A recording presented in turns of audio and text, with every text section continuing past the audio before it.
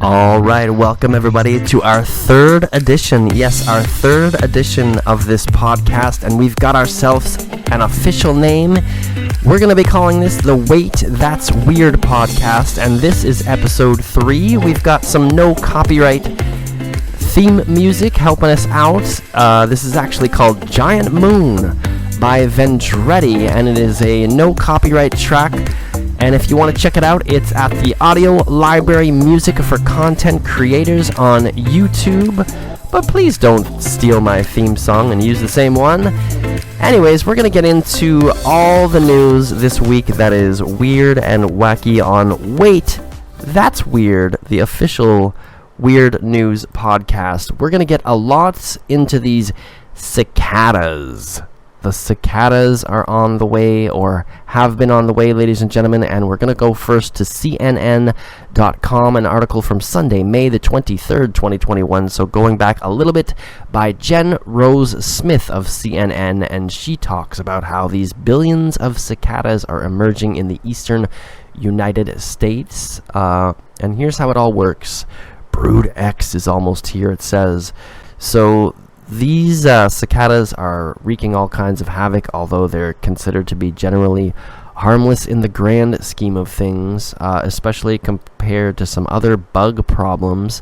Let's read a little bit about it. So I'm going to start off right in the second portion of the article. Quote, these insects are part of a group called Brood X, also known as the Great Eastern Brood, which is expected in a geographical range stretching from Tennessee to New York. These cicadas have been subterranean for 17 years, tunneling and feeding beneath the soil. When they are back above ground, finding a mate will be, understandably, a top priority. The loud, buzzing drone cicadas make is actually a mating song emitted by male insects flexing a drum-like organ called a timbal. End quote. Yes, of course, mating would be your top priority. That's true of some humans as well, but I will not get into that. Free Britney Spears! So yeah, all these male cicadas are calling in the female cicadas, and like I said, they come out every 17 years. Maybe that's what I should do, just come out every 17 years and see what's going on and go back in my home for another 17 years and be a hermit? Maybe not. So this article talks a little bit more about when the cicadas were expected to emerge, which was in mid to late April. So let's see what these cicadas, this Brood X of cicadas, has been up to lately. And this is a really strange thing. Some kind of species that comes out every 17 years. Part of the reason they come out all together is for protection, because they feel like their predators can only pick off so many of them at the same time. So I guess scientists believe that, but they don't know the precise reasons behind their schedules, or they're also, and I'll quote here, scientists don't know the precise reasons behind the cicada schedules, or why both kinds of periodical cicadas have why am I having such a hard time saying that? I gotta edit that now. Have prime-numbered lifespans. Emerging en masse, though, helps the bugs survive predation and mate successfully, as birds and small mammals only can pick off so many cicadas at once. That's what we were saying. So that's what it breaks down to with these cicadas. They make a lot of noise, apparently, and they generally don't harm your garden or any of the trees, but there's some other stuff that can happen, and we're going to get into that right now. So here's what some of the cicadas, here's some of the, I don't know if I want to call it damage, but here's some of the strange things that cicadas have been causing. So we're going to jump ahead now to June 9th, 2021, and this is from NPR.org,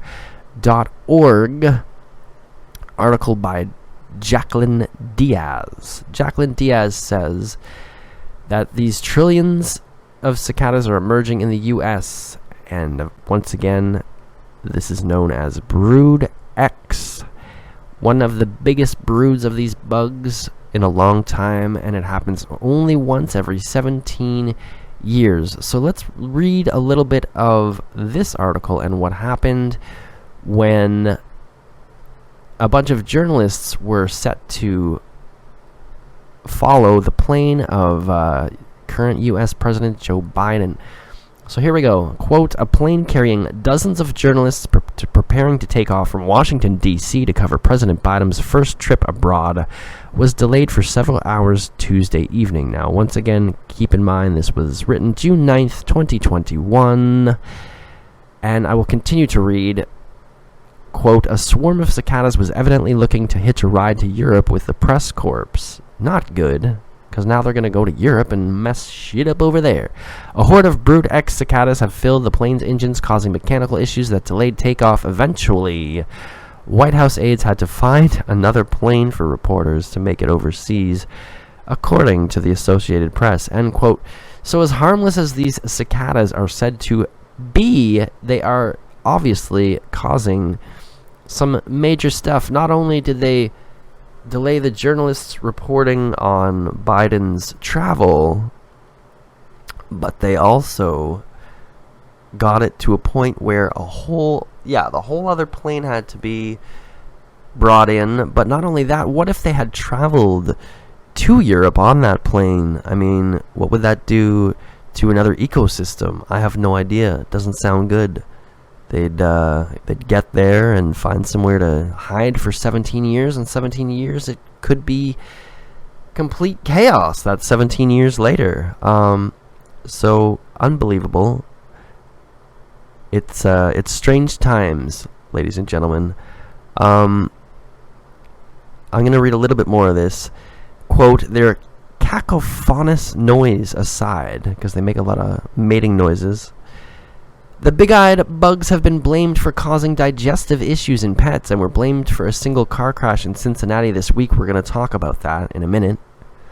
A bug flew through an open window, hitting the Cincinnati driver in the face and causing him to crash into a utility pole, according to local police.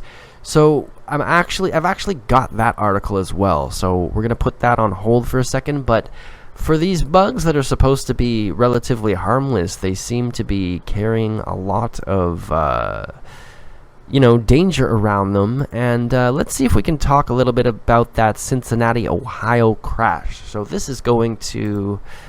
I didn't know that was mentioned within this article. So the day before, on June 8th, 2021, this same site, NPR.org, had an article by Josie Fischels titled, Police Say a Cicada is Responsible for a Car Crash in Ohio. So let's read into this a little bit. Wait, that's weird.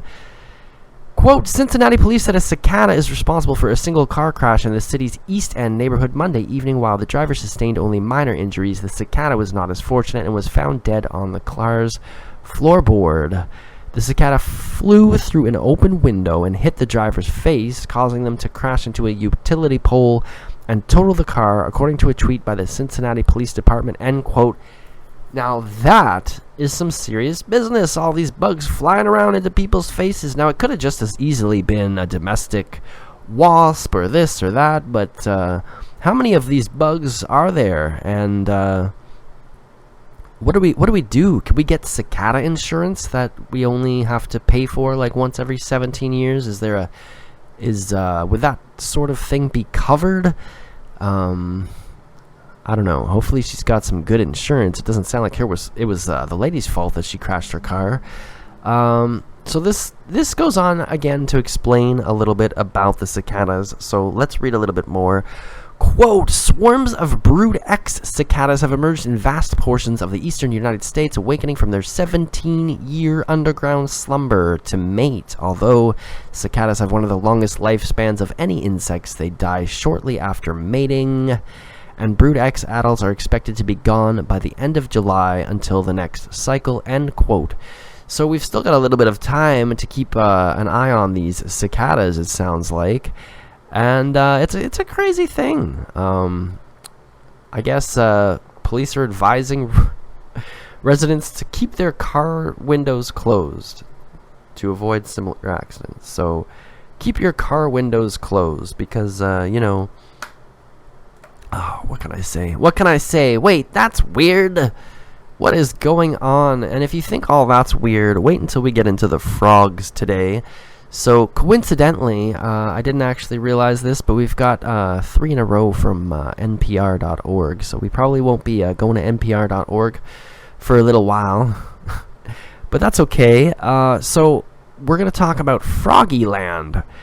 Yes, we're now going to talk about Froggy Land. And what is Froggy Land, you may be wondering to yourself. Froggy Land is a Croatian taxidermy museum that soon may be coming to the United States because it's having some financial hardship. So let's read about this. Froggy Land is basically a bunch of frogs who have been stuffed. And there's a picture in this article if you want to check it out. It's on npr.org once again, and this one was written by Rob Schmitz, and it's got a picture of a man named Ivan Medvesek, easy for me to say.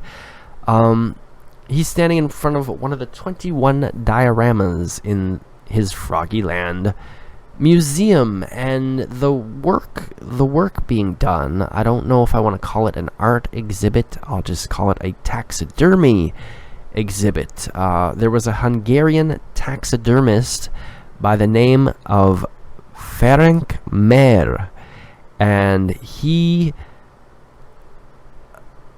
let's see what I can, okay, so there was a Hungarian taxidermist, yes, named Ferenc Mer. And this man in the picture, Ivan, his parents purchased these displays of the frogs after they were left in an attic in what is now Serbia. They were purchased in 1970, the article says. But during the pandemic, Ivan Medvesek has lost a lot of revenue for his Froggy Land museum. And so he is considering selling Froggy Land to some U.S. investors. Wait, that's weird. Okay, so in a place called Split, Croatia, we're going to take a little bit of a trip, and we're going to read a little bit of this article, and I quote, "There's a lot of hype surrounding Froggy Land, the brochure for the museum located outside the walls of Split's ancient palace, built for the 4th century Roman Emperor Diocletian, declares Froggy Land and first love will never be forgotten." End quote. So, by the way, Split is a city or town in Croatia itself. I just wanted to clarify that. The article also goes on to say that Froggy Land has 644 reviews on TripAdvisor, which is 6 times more than their local fine art museum, and twice more than their world-renowned archaeological museum. And they even have a Game of Thrones museum there, but Froggy Land is more popular than all of those, which makes me wonder how much money did all those other ones lose during the pandemic. I hope they're going to be all right. So most of the reviews have 5 stars on TripAdvisor. The article does mention one of these reviews, and I'll quote it for you here. Quote, "Froggy-tastic, probably the best stuffed frog museum I have ever visited." End quote. Now, this person, we don't have a name for them, but this person on TripAdvisor who said it was probably the best stuffed frog museum they have ever visited. Exactly how many stuffed frog museums have you visited in your lifespan? And how is this thought to be a normal thing? I just don't get it, but this article does make Froggy Land sound like a very interesting place to check out. They've got lily pad pond sounds that greets you as you're going inside, apparently. There are 507 frogs on display. These 507 frogs have been on display. They've been dead for more than 1 century. Wait, that's weird. but they look very much alive. If you check out the pictures, they are one of the taxidermy scenes has the frogs. There's about, let's count real fast, 4, 5, 6, 7 of these frogs are in like a cheerleading pyramid. They've also got ones that look like they're standing around a circus ring and kind of dancing on a pole. There's another one that's kind of in a circus ring as well. One of the frogs is holding up a barbell in kind of a feat of strength. One is climbing a ladder. I'm sure they've got some acrobat frogs. It's all very strange and almost disturbing. I don't know what to tell you, really. They've been just arranged into all these weird kind of exhibits by this man, once again, by the name of Ferenc Mayer. The article refers to him as a, quote, mustached Hungarian taxidermist who lived from 1878 to 1947, and he spent 10 of his years, is the way it's written, catching frogs, killing them, and stuffing them.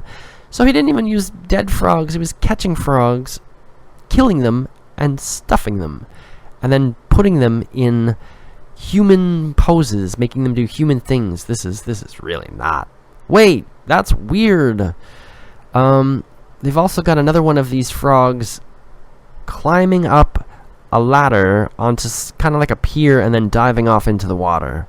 This seems a little bit cruel, the fact that the frogs were killed for this, I don't know, can we call it art? So let's read a little bit more. I'm going to quote a little bit more of this article. This is really strange. So, and I quote, taxidermy was all the rage in the early 20th century, end quote. I just want to say something in here. Why is that? Why was taxidermy all the rage in the early 20th century? Did they not have something else to do? Play a little Monopoly, maybe? Anyways, I quote again, and anthropomorphic displays, took me a second to say anthropomorphic, I know, were a popular way to exhibit the evolving science and art of this practice. Mayer arranged his frogs into 21 dioramas capturing typical human scenes from a century ago. A classroom with a froggy teacher trying to restore order among naughty froggy students, a couple of them hitting each other with rulers, and one balancing a miniature pencil on his froggy nose, end quote. So you're telling me one of these dioramas has a frog teacher beating his students with a ruler? Man, what do you all think of this? I'm finding this more disturbing as I continue reading on. So it also goes on to say that there's a ballroom dancing one. Other ones have them smoking and drinking, playing billiards and poker with tiny cards. This is very strange. One TripAdvisor reviewer did not like it. He said it was a, quote, disgusting display of animal cruelty. He went on to say, and I quote again, quote, yes, let's kill thousands of frogs for art and ask people, did you have fun at the end of it? Go if you have no soul, end quote. You know, I don't think I would go to Froggy Land. It's a little bit too strange. The current owner did make a few more comments. He says the people who appreciate Froggy Land are mostly the American and British tourists. He says that most Croatians are not very into Froggy Land.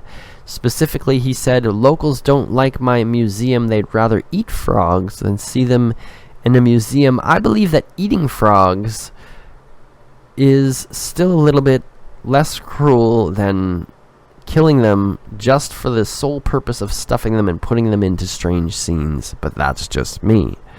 And I have now scrolled down to the picture where there is a teacher frog holding a ruler, basically threatening to whip his students with the ruler. And there's a cute little abacus in the classroom, a map on the wall.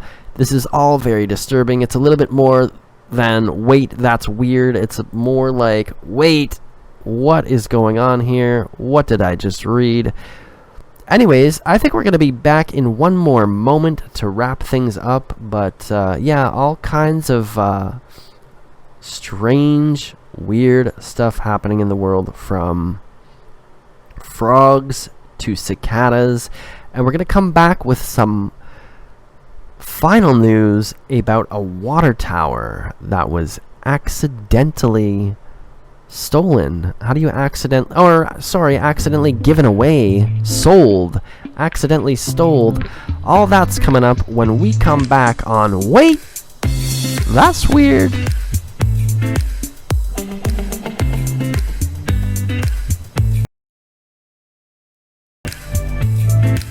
Alright, and we are back. Welcome to the second half of the Wait, That's Weird podcast. We're going to talk about next, as promised, a very strange story. Somebody definitely screwed up. They might be getting fired. This one's from Yahoo News Canada, which can be found at ca.news.yahoo.com, which is a very strange address. This is by Asha C. Gilbert of USA Today, but yet it's Yahoo Canada News. Anyways, we won't worry too much about that. So this is about a Florida town who accidentally sold their water tower for $55,000 and basically said, well, sometimes we make mistakes. Apparently, yeah. Apparently sometimes you make mistakes. Florida, voting machines, Florida, making mistakes. Alright, so who knows? Let's read this. A small Florida town's error resulted in one man temporarily receiving a free gift with his purchase, the town's water tower. And that was a quote and end quote. We're actually going to keep reading on. So, quote, Brookville City Council made the mistake when businessman Bobby Reed approached them in April about buying a small business and garage under the tower. The Tampa Bay Times reported after the $55,000 purchase, Reed got the parcel he wanted for a personal training studio and unexpectedly, the city's water tower. It wasn't until Reed went to the county properties appraiser's office to get the address for his new business when he learned of the city's blunder, end quote. So this man was very nice, very generous, very understanding. Mr. Reed says, quote, I immediately went through the necessary steps to deed the water tower back to the city of Brooksville. Reed said in an end quote. Reed said in an email to NPR, end quote. So, unbelievable. You know, basically they accidentally sold a water tower to this guy because legally the building he wanted to buy was never split off from the other property where the water tower is located. So there, as usual with these kinds of things and council members and city stuff, the Blake Bell, who is the Brookville City Council member, said, quote, I don't know where the blame falls here, end quote. And he went on to say, quote, we're council members and we rely on the city manager. We assume that he has done his due diligence, end quote. Well, here's the thing. First you're saying you don't know where the blame falls, but then you are saying that you're just council members and that you rely on the city manager. So to me that implies that you're saying the city manager, you had assumed he had done his due diligence, so you're kind of transferring blame to the city manager. And if it is indeed the city manager's job to manage the city in this way, then there's your blame right there. And does Mr. City Manager still have a job? That's what I'd be interested in finding out. Wait, that's weird. Selling a water tower accidentally. And it has a happy ending. I'm going to read you this happy ending. Quote, Reed did transfer the warranty deed back to the city on May 14th after owning the tower for more than a week. He could have got some free water. He told NPR he never got the keys or had access to the property. There was a $10 fee to give it back. End quote. So he technically owned it for more than a week. He never got the keys. He never had access to the property, and there was a $10 fee to give it back. So was this man charged $10 to give the water tower back to the city? Well, I certainly hope that he did not have to pay that $10. He should have sold it back to them for more money than he paid for it.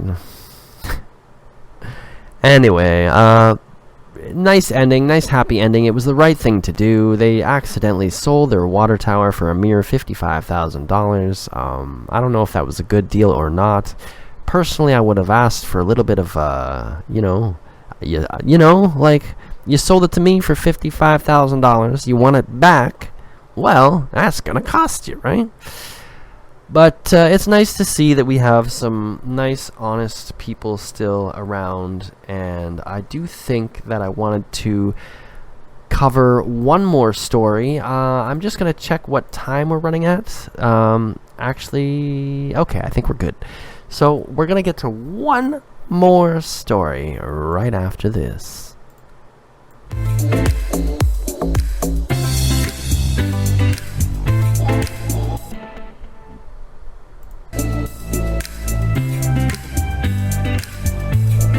Alrighty, welcome back to the Wait, That's Weird podcast. We're going to get to one more final story. You can think of this as the main event, and this is going back to June the 23rd, just a couple of days ago.